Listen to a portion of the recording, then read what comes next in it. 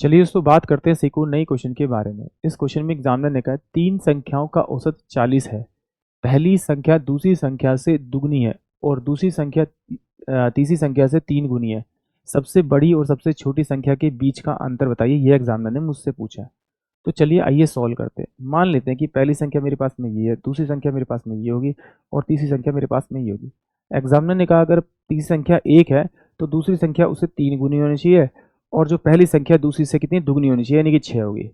इन तीनों का अगर मैं सम करूं तो 6 4 10 आएगा, बट एग्जामिनर कह रहा है कि उन तीनों का औसत 40 है, तो 3 से इसे मल्टीप्लाई करूंगा तो उन तीनों का सम कितना होगा, आपका 120 होगा। तो इसे किससे मल्टीप्लाई करना पड़ेगा, 12 से।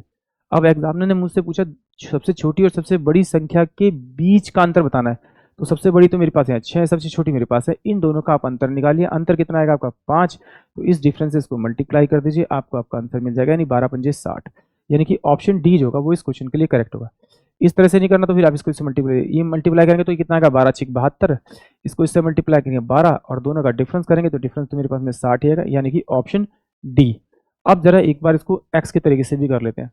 ठीक है, मान लेते हैं कि भाई जो पहला नंबर है मेरे पास, जो मेरे पास में पहला नंबर है मेरे पास में वो क्या है आपका, यानी कि यह एक संख्या, ये आपकी दूसरी संख्या, ये आपकी तीसरी संख्या। पहले को नहीं मान लेते, तीसरे को मान लेते। ये मेरे पास में कितनी है आपकी एक्स है, तो ये मेरे पास में कितनी हो जाएगी आपकी 3x हो जाएगी।